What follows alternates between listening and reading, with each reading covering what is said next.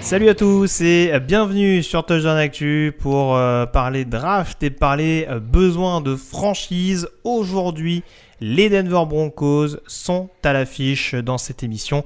Une émission au cours de laquelle on retrouve Jean-Michel Boujard. Salut Jean-Michel, j'ai réussi à retrouver bonjour Greg. Ouais, je suis chaud là. On va parler AFC West. Je m'en doute bien. Alors, on est dans le top 10, on est dans la dernière ligne droite encore une fois dans l'optique de cette draft. Je m'en mêle un petit peu les pinceaux parce que du coup, sachez que l'émission du jour vous est présentée par Wilson, la marque qui fabrique The Duke, le ballon officiel de la NFL. Sachez que c'est avec ce ballon qu'ont été jouées 100% des actions dans la Grande Ligue. Le ballon Wilson The Duke que vous retrouvez sur decathlon.fr. Au programme, mon cher Jean-Michel, pour cette équipe de Denver, un groupe assez complet, mais on va dire des besoins qui peuvent paraître rédhibitoires. C'est-à-dire qu'il y a quand même des postes aujourd'hui où on se gratte un petit peu la tête. Je pense que tu vas rapidement nous développer lesquels. Mais c'est vrai que j'avoue que l'année dernière, j'étais un petit peu hypé par les Broncos. Et que bon là ils ont beaucoup été touchés par les blessures, notamment Van Miller, mais c'est vrai que pour l'instant on a du mal à savoir ce qui peut permettre aux Broncos de redresser la barre. Par quels besoins peuvent-ils le faire selon toi? C'est exactement comme tu dis, parce que quand tu regardes par exemple leur attaque, tu vois très peu de besoins. Je veux dire, ils ont des receveurs en veux-tu en voilà, avec Courtland Sutton, avec Jerry Jeudy, avec Adji Ambler. La ligne offensive a vraiment progressé. Tu as quand même du Garrett Bowles, Dalton Risner, le rookie Cushenberry qui est très bon, Graham Glasgow, Juwan Jones qui va revenir. Il y a du Titan avec Noah Fant, avec Albert O. Ils ont même Melvin Ingram, un running back. Enfin, en gros, c'est une équipe vraiment très complète, sauf que il leur manque le poste le plus important. Et c'est ça le problème, parce que Drew Lock, ok, c'est un quarterback correct, mais correct pas plus. Donc forcément, le besoin prioritaire des Broncos, c'est le poste de quarterback. Et a priori, ils devraient le considérer à la draft. Enfin, j'espère pour eux. Ensuite, d'autres besoins, oui. Non, vas-y. Non, j'allais anticiper avec une question, mais on peut la reposer tout à l'heure. Vas-y, je te laisse enchaîner avec les autres besoins. Les autres besoins, c'est un petit peu moindre, mais en défense, il y a quand même des retouches à faire. On a un safety comme Kareem Jackson qui va tenir sa place en 2021, mais qui est un petit peu vieillissant. Alors, il y a Justin Simmons à ses côtés qui est très fort, mais je pense que le poste de safety est à considérer. Je pense que le poste de linebacker aussi, parce qu'il y a G. Johnson qui est très bon. Mais Josie Zewell qui est pas mauvais à ses côtés, il faudrait quelqu'un de plus compétent en couverture. Et puis peut-être le poste de running back aussi, puisqu'ils ont perdu Philippe Lindsay. Alors je dis pas au deuxième tour, ni même au troisième. Il y a Melvin Gordon, mais je pense qu'il faudrait qu'ils prennent également un running back, parce que Royce Freeman, c'est pas tout à fait ça. Oui, on est d'accord, oui. Il y a quand même, moi personnellement, le duo Gordon-Freeman, pour l'instant, ça m'enthousiasme pas plus que ça. Mais oui, ça me paraît quand même être les 4 besoins prioritaires. On passe donc à la mock, le premier tour, le besoin le plus criant du coup à considérer, un quarterback donc. Bah ouais, moi ça me paraît la logique. S'ils le font pas, je serais vraiment très très très surpris. Trade-up obligatoire pour toi ou pas? Je pense, oui, je pense. Même si les Panthers ne sont plus dans la course, mais il y a toujours les Patriots qui sont derrière eux, qui pourraient monter, éventuellement d'autres équipes comme Washington qui pourraient monter quelque chose, sait-on jamais. Moi je pense qu'ils doivent trade-up, effectivement. Et j'espère pour eux que ce serait un trade-up pour Justin Fields. Si les 49ers prennent Mac Jones, on va considérer que Lawrence part en 1, Wilson en 2, puis Jones en 3. Donc si Fields est disponible, je pense qu'il faut absolument qu'ils montent le chercher. Si c'est Trey Lance, j'espère aussi. Mais alors là, c'est d'un point de vue des fans des Raiders. Parce que Trey Lance, franchement, voilà, ouais, prenez-le. Moi, je serais content. Il y a un projet. Alors, je l'avais dit, c'est vrai que pour le coup, Pat Shurmur, à l'époque, était le head coach des Giants, qu'on draftait Daniel Jones. Alors, c'est pas une super comparaison que je vais prendre, mais encore une fois, je le répète, je trouve que Trey Lance a quand même un aspect assez similaire dans son jeu qu'on pouvait retrouver chez Daniel Jones. Maintenant, est-ce que le fait d'avoir Daniel Jones à New York, ça a vacciné Pat Shurmur, ou est-ce qu'il va se dire, je veux absolument un joueur du même profil qui, je pense, pourra m'apporter plus de garanties. C'est un avis personnel, éventuellement, ce serait en tout cas un avis personnel, mais voilà la direction qu'ils prennent. Mais c'est sûr, encore une fois, tout dépend de la place où ils se trouvent. Je pense que s'ils ont le 4e choix, ils estimeront prendre le meilleur des deux. Si on prend ton scénario, je pense que c'est quand même Fields.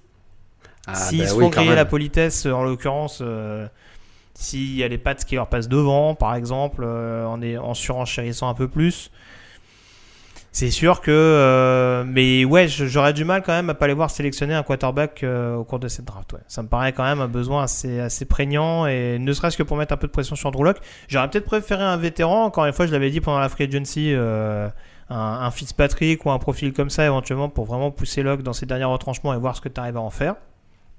Surtout que ça, c'est ma question à moi, mais il y a un nouveau general manager du côté de Denver, la personne de George Patton. Et sans vouloir le faire passer pour celui qui veut mettre un peu la peau de banane par terre, je ne sais pas dans quelle optique il envisage l'avenir avec Vic Fangio. Donc, est-ce que le projet, c'est vraiment de prendre le meilleur joueur disponible, de faire un état des lieux, et puis l'année prochaine, de voir comment ça se passe, ou est-ce que vraiment l'objectif, c'est de prendre le quarterback et en effet, espérer enfin faire remonter cette équipe. Mais oui, c'est très clairement un quarterback potentiellement. Au moins un deuxième tour dans l'escarcelle s'il faut un trade-up. Ah oui, je pense, oui, pour monter de 9 à, allez, on va dire 4 ou 5, voire 6, oui, il faut au moins un deuxième tour, minimum, oui. Ouais. Mais pourquoi pas, ils ont beaucoup de choix ensuite en fin de draft, et puis, comme on l'a dit, l'effectif est plutôt complet. Alors oui, il y a quelques retouches à faire, mais c'est plutôt complet comme effectif. Par contre, il leur manque le quarterback, donc pourquoi pas, tu sacrifies des pics, mais tu prends un quarterback. Oui, c'est ça. Et puis honnêtement, je pense que autant on peut dire ce qu'on veut de Vic Fangio en tant que head coach. Je pense que pour développer des talents défensifs, même s'ils l'ont déjà fait, ils ont pris Bradley Chubb assez haut. Je ne sais pas s'ils ont besoin forcément de prendre des défenseurs dès le premier tour, par exemple, pour booster un effectif, même s'il y a des besoins. Je pense que Vic Fangio a la possibilité éventuellement, en récupérant des joueurs deuxième ou troisième tour, de les faire performer. Justement, dans cette logique-là, donc on resterait quand même sur un scénario où les Broncos restent 9e et où ils arrivent à récupérer leur quarterback. Donc, on va dire le quarterback qui reste. ouais. Trey Lance. C'est votre nouveau Tim Thibault. Allez-y. La bienvenue. S'il ne trade pas, tout est la bienvenue sur le poste. On passe au deuxième tour, justement, et tu les vois justement prendre un défenseur. Lequel est-il ? Ouais, un linebacker intérieur et quelqu'un qui est très très bon, c'est Jamin Davis de Kentucky. Alors c'est un joueur qui était plus vu comme un 5e tour en début de saison, mais il a fait une saison 2020 fantastique. Alors c'est vrai, c'est sa seule saison comme titulaire, mais quelle saison il a fait! Je veux dire, il est très bon pour défendre la course, il a une grosse vitesse de réaction, il est très bon en blitz, en couverture justement, vu que c'est un besoin pour les Broncos. Il a fait 3 interceptions l'année dernière. À son Pro Day, on l'a vu, il est hyper athlétique, il a couru le 40 yards en 4,37, soit des temps meilleurs que des receveurs ou des cornerbacks. Et voilà, c'est un joueur très très rapide, athlétique, et je pense que deuxième tour, ça serait un choix très solide pour eux. Oui, pour apporter un peu plus de polyvalence que ce que pouvait apporter un Josie Jewell et un profil peut-être encore plus athlétique qu'est Jay Johnson, qui, aux dernières nouvelles, en tout cas au moment où on enregistre cette émission, est agent libre restrictif, qui n'a pas officiellement signé à Denver, mais qui pourrait le faire. Mais avoir un petit peu de concurrence sur ce poste-là, ce ne serait pas forcément une mauvaise idée pour les Broncos. Surtout quand on sait qu'il faut continuer à apporter un petit peu de pression. Ça reste quand même un domaine qui pose problème du côté de Denver. Troisième tour, tu es resté sur un défenseur et justement, tu as pris cette direction du backfield offensif dont tu nous parlais en début d'émission. Ouais, le backfield défensif, oui. Et je suis resté sur un joueur très athlétique, c'est Jacoby Stevens de LSU. Parce qu'il est athlétique, lui aussi on l'a vu au Pro Day, il a couru en 4,50, il saute haut, il court loin, enfin il saute loin aussi, enfin c'est vraiment un athlète, en plus il est costaud. Alors il est arrivé à LSU, il a un petit peu joué receveur et puis ensuite il est passé en défense, et il jouait soit safety, soit linebacker, il sait un petit peu tout faire, mais donc tu vois il est pas lent du tout, il est même très rapide, et je trouve que c'est un joueur très polyvalent qui peut attaquer la poche avec des blitz, qui peut défendre les tight ends en couverture, qui peut faire beaucoup de choses. Alors il manque un petit peu de fluidité, c'est pour ça que c'est pas un deuxième tour, c'est pas un Trevon Moehrig par exemple, mais c'est quand même un joueur très solide qui en plus a une grosse expérience avec LSU, il a été champion, il a bien contribué cette saison-là, c'est un excellent joueur. Oui, il avait presque plus de production, je trouve, qu'un Grant Delpit par exemple l'année où LSU remporte le titre national. Après, voilà, c'est sûr que tu le disais, il y a forcément des caractéristiques en termes de vitesse, de gabarit qui jouent un petit peu contre lui. C'est vrai qu'il a un profil assez longiligne, si je dis pas de bêtises, Jacoby Stevens. Donc c'est vrai que c'est bon, il a un profil un peu bâtard au premier abord, mais très franchement, tu l'as dit, il y a quand même une production qui est notable et surtout une polyvalence qu'à mettre en évidence. Après, il faut savoir jusqu'où les équipes sont prêtes à monter pour le récupérer. Mais c'est sûr qu'un 3e tour pour Jacoby Stevens, en plus dans une classe de safety où très franchement la hiérarchie est loin d'être établie. On sait par exemple qu'un Paris Ford marque pas beaucoup de points ces dernières semaines, c'est un euphémisme de le dire. Donc sur la position de strong safety avec des joueurs hommes à tout faire, Jacoby Stevens et en défense et sur équipe spéciale, ça peut être un joueur avec lequel on peut facilement se régaler. On termine avec ta pépite.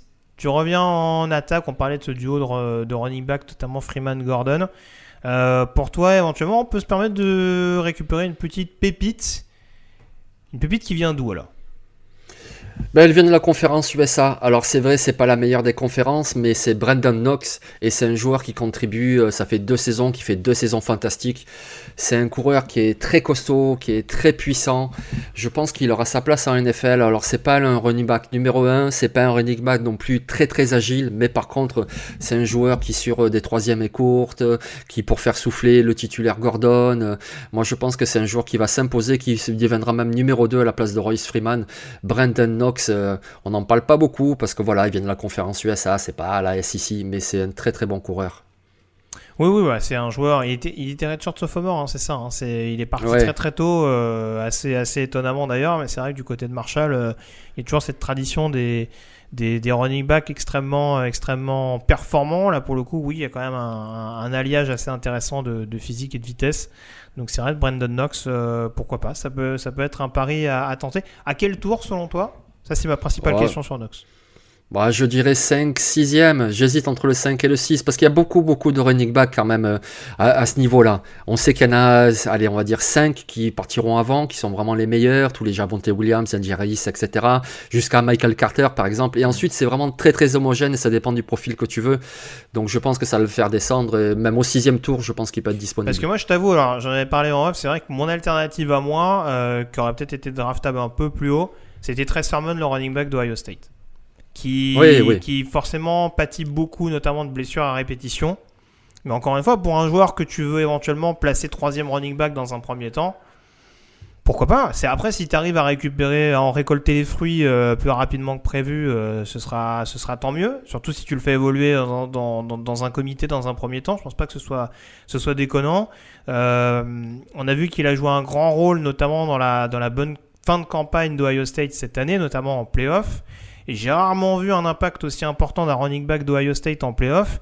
J'allais dire depuis Ezekiel Elliott. Bon, alors J.K. Dobbins, c'était un super running back du côté de Columbus. Qu'on ne me fasse pas dire ce que je n'ai pas dit. Mais voilà, il faut quand même se rappeler des chiffres stratosphériques que pouvait faire Ezekiel Elliott, notamment dans l'optique du titre national d'Ohio State à l'époque. Trey Sermon, c'était à peu près dans la même logique. Il a été précieux en finale de conférence quand Justin Fields était coincé un peu plus. Et c'est là-dessus, c'est pour ça, dans les 3 premiers tours, j'ai du mal à y croire parce que ce soit à Oklahoma ou à Ohio State, ces 2 programmes, ça a constamment été une bombe à retardement. Mais je me dis 4e, voire 5e tour. Franchement, s'il y a bien une équipe comme ça qui a besoin d'un running back, comme ça peut être le cas de l'équipe du Colorado, je me dis que le pari peut être tenté. Oui, tout à fait. Et effectivement, en play-off, il a vraiment été impressionnant. Après, c'est vrai, comme tu dis, c'est l'historique de blessure. Et j'ai tendance à passer l'historique de blessure un peu plus facilement sur d'autres joueurs à d'autres positions. Alors, on l'a vu, cette année, il est en bonne santé, mais quand même, c'est un running back. Et quand tu as une historique comme ça sur ton corps qui a déjà été marqué... tu te sépares pas de Philippe Lindsay pour prendre un joueur, en effet, a priori fragile, c'est sûr. Et oui, voilà, c'est ça le problème, parce que tous les joueurs en NFL prennent des coups, tous les joueurs sont sujets aux blessures, mais running back beaucoup plus que toutes les autres positions. Donc c'est juste là un petit peu le doute. Au niveau du talent, oui, bien sûr, très Sermon, très bon joueur. Très bien, voilà ce qu'on pouvait dire en tout cas sur les Denver Broncos. Merci encore Jean-Michel d'avoir été avec moi au cours de ces derniers jours. Demain, vous aurez donc un focus tout particulier sur les Carolina Panthers. D'ici là, passez donc une très bonne journée et restez bien à l'écoute de Touchdown Actu au cours des prochains jours dans cette dernière ligne droite, encore une fois, qui nous emmène à la draft 2021. Ciao tout le monde.